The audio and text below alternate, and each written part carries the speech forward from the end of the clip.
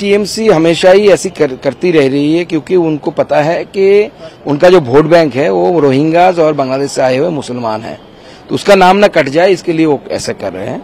लेकिन मुझे लगता है कि इलेक्शन कमीशन एसआईआर करेगा कि नहीं करेगा उनकी बात है, लेकिन अगर मुझे लगता है इलेक्शन कमीशन को थोड़ा कड़ाई से इसका संज्ञान लेना चाहिए, क्योंकि इससे पहले भी जब सीपीएम पावर में था इसी तरीके से सीपीएम के जो बंगाल चैप्टर के लीडर थे विमान बोस से लेकर बाकी लोग इलेक्शन कमीशन के ऊपर सवाल उठाए थे।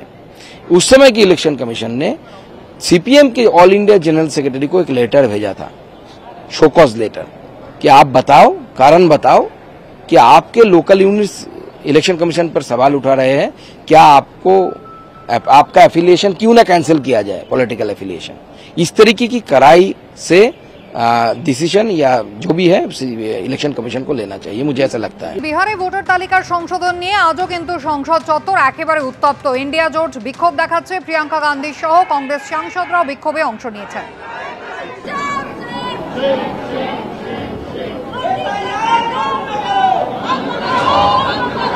ভোট চুরি, ভোট লুট বন্ধ করো লেখা প্ল্যাকার্ড নিয়ে প্রতিবাদ এবং slogan shouting Trinamool সাংসদদের।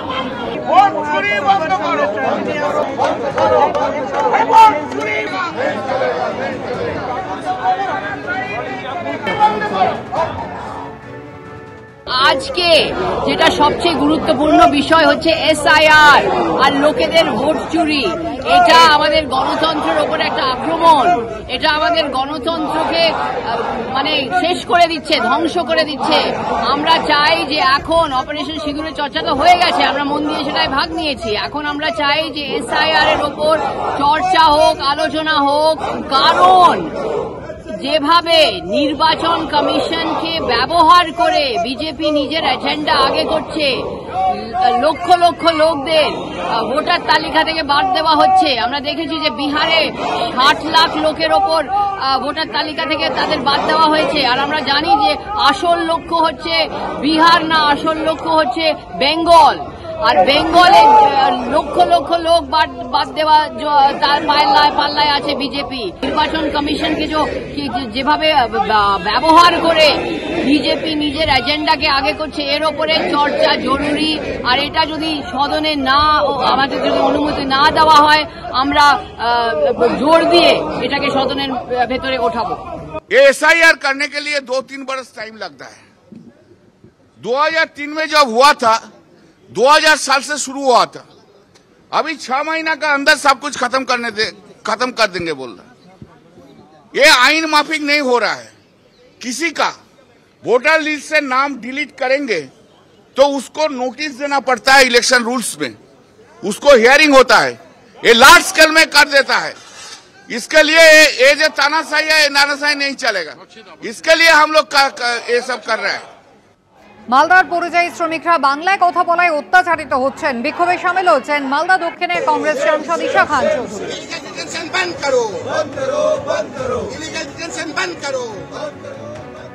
The issue is that for the last many months across India, many migrant laborers who work outside in different cities all across India. Now what we're seeing the last 6 months, in all the different states, they're being harassed, beaten by mobs, and also the police nowadays are arresting them and placing them in camps. Now they are from especially Bengali migrant workers, they are from Bihar, they are from Assam.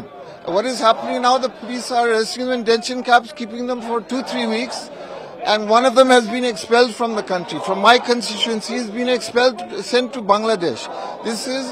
Our claim is that the Indian citizens have the right to work all across India. This is a fundamental right, and to move throughout India freely.